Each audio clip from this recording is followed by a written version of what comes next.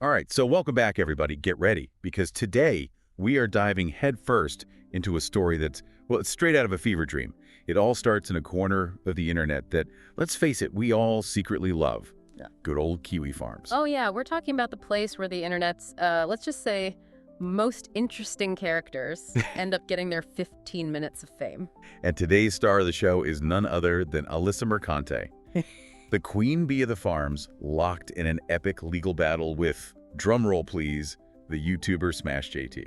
This is going to be wild. I mean, we're talking about a saga that's been unfolding on Kiwi Farms for, like, forever. We're talking thread with over 162 pages. Yeah, this is not your average Twitter spat, folks. We're talking full-blown legal warfare. So for those of you who might have, missed a few episodes in this ongoing drama, let's rewind a bit. Kiwi Farms, for those uninitiated, it's that delightful online space where, well, let's just say people who are unique get put under the microscope. It's a special place. And Alyssa Mercante, bless her heart, has been, like, the top-tier resident of this digital zoo for a good while now. The ultimate lolcow. Exactly.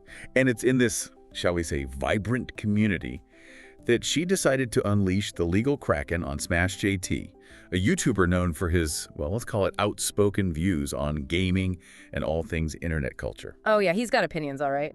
And Alyssa, she did not take kindly to them. I mean, we're talking a 54-page lawsuit here. 54 pages. Oh. That's longer than some dissertations I've seen. Right. This is not just a cease and desist. This is a full-on, I'm going to take you down manifesto. This is like the legal equivalent of dropping a nuke. It alleges that SmashJT is basically responsible for, like, everything bad that's ever happened to Alyssa. Harassment, doxing, emotional distress, the whole 9 yards. He even claims that, like, he single-handedly destroyed her career at Kotaku. Oof, yeah, going from Kotaku to, well, wherever she is now, it's gotta sting. This is some top-tier internet drama, folks. And, it brings up an interesting point, right? Like, where's the line between online shenanigans and actual legal, actionable stuff? That's a good question. I mean, this is like uncharted legal territory. It's like watching a car crash in slow motion, but you can't look away. I'm already glued to my seat.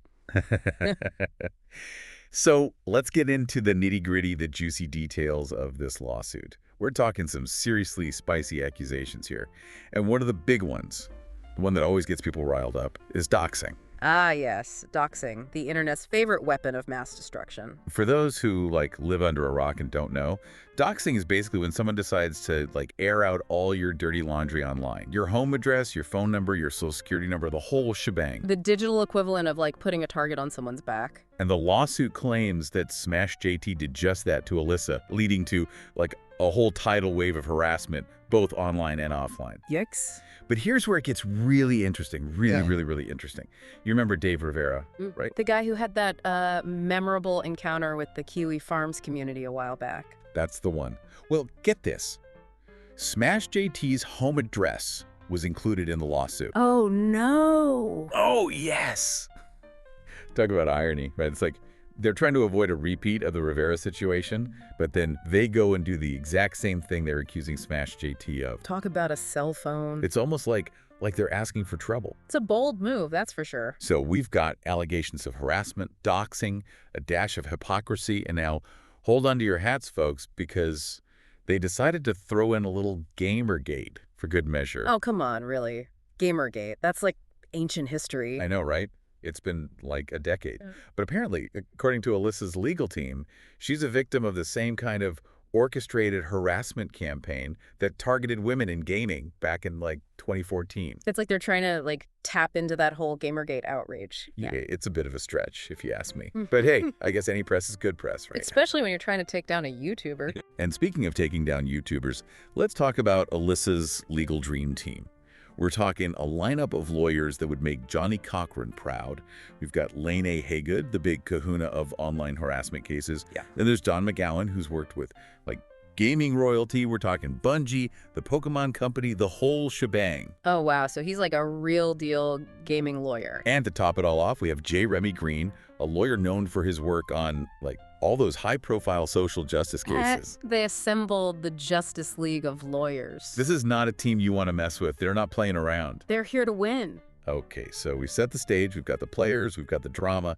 Now let's dive into the really weird stuff. The claims in this lawsuit that make you go, wait, what? Buckle up, folks, because This is where things get really, really strange. One of the incidents mentioned in the lawsuit involves an interaction between Alyssa and, get this, Hassan Piker, Hasanabi himself, the Twitch socialist superstar. the one and only. Apparently, they had a little run-in at TwitchCon 2024. Oh boy, this is juicy. Now, the details are a little murky, but it seems like things didn't exactly end on a friendly note. And of course, the lawsuit claims that this incident led to, like, a whole new wave of online harassment directed at Alyssa. And she's blaming SmashJT for this too. You know it. When in doubt, blame the YouTuber, right? But seriously, what was Hassan doing hanging out with Alyssa in the first place? I mean, maybe they were, like, discussing the finer points of Strategies. who knows. Stranger things have happened. All right, but here's the real kicker. The one that takes the cake for the most bizarre claim in this entire lawsuit. Are you ready for this? They're accusing SmashJT of engaging in stochastic terrorism. Wait, hold up. Stochastic terrorism? That sounds like something out of, like, a Tom Clancy novel? I know, right? It's a real Right. head-scratcher. But it's an actual legal term, and trust me, it's about to get real interesting. Okay, I'm all ears. Break it down for me. What is stochastic terrorism? So basically, it's like the idea that someone can use, like, their words or their platform to incite violence or harassment against another person, even without, like, directly telling people to do it. Oh, I see. So, like, they're saying that SmashJT's commentary created an environment where this harassment was, like, inevitable. Exactly. They're holding him responsible for the actions of his audience. Yeah. I mean, where do we draw the line? Like, at what point does personal responsibility end and stochastic terrorism begin? Yeah, that's a slippery slope. It's like, are we all going to be held accountable for every crazy thing our followers do? This is starting to feel like a Black Mirror episode. It's getting a little too real, that's for sure. And you know what? Part of me can't help but wonder if this whole lawsuit is just like a desperate attempt to silence anyone who dares to criticize the queen of the farms. I mean, it wouldn't be the first time someone tried to use the legal system to, like, shut down their critics. It's like a big fat don't make fun of me lawsuit. But this is Kiwi Farms we're talking about. Like, if you can't handle a little bit of roasting, maybe you're in the wrong place. Exactly. It's like you know what you're getting into when you step into the farms. It's not exactly known for its delicate sensibilities. It's a digital thunderdome. 2 men enter, 1 man leaves. Or, in this case, 1 a woman and 1 YouTuber. This is getting brutal. But it gets even crazier. Because Alyssa isn't just going after SmashJT. Oh, there's more? Oh yeah, buckle up. She's also suing Kiwi Farms itself. Whoa, hold on. She's suing the entire website. The whole shebang. The digital playground, the meme factory, the whole darn thing. I mean, how do you even, like, sue a website? It's like suing the internet itself. It's uncharted territory, legally speaking. I mean, can you really hold a website responsible for everything its users do? That's a tough one. It's like, we're going to start suing Reddit for all the, like, weird subreddits out there. Or Twitter for, like, every single toxic tweet. It's a slippery slope, my friend. A very slippery slope. But, I mean, Kiwi Farms it's kind of notorious, right? Oh, yeah. It's like the Wild West of the internet. Anything goes. It's where memes are born and reputations are destroyed. And let's be real, that's part of the appeal. It's like a digital train wreck. You can't look away. But maybe Alyssa's onto something. Maybe we should be holding these websites accountable. I don't know, man. It's a tough one. On the one hand, you've got free speech, right? Like, people should be able to say what they want, even if it's crazy. Yeah, but on the other hand, you've got, like, real people getting hurt. Doxing, harassment, all that stuff. It's not a joke. It's a balancing act. A very delicate balancing act. And honestly, I don't envy the judge who has to figure this one out. Yeah, they're going to be setting a precedent no matter what they decide. And speaking of setting precedents, let's not forget that Alyssa herself has been accused of, shall we say, playing dirty online. Oh, right. Remember that whole TikTok debacle? Oh, yeah, the one where she was, like, openly mocking SmashJT. That's the one. So, you know, it's a little hard to take her claims of victimhood seriously when she's out there, like, throwing shade on social media. Pot calling the kettle black, perhaps? A little bit. I mean, it's hard to argue that you're being harassed when you're actively engaging in the same kind of behavior. It's like, pick a lane, Alyssa. So what are her motives here? Is she genuinely seeking justice?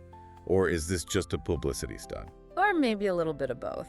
I mean, let's be real, she's probably loving all this attention. It's like she's finally getting her 15 minutes of fame, even if it's for all the wrong reasons. It's a strange world we live in. A world where you can become famous for suing a YouTuber and a website. And all because of some memes. The power of the internet. It's a force to be reckoned with. But hey, at least it's entertaining. Oh, absolutely. This is some top-tier internet drama. Oh, we've got front row seats. That's the popcorn. So we've talked about Alyssa, we've talked about SmashJT, we've talked about Kiwi Farms, but there's one more player in this saga that we need to discuss. Oh, is there someone else involved? You know him, you love him, he's got the most glorious mustache in all of Twitch.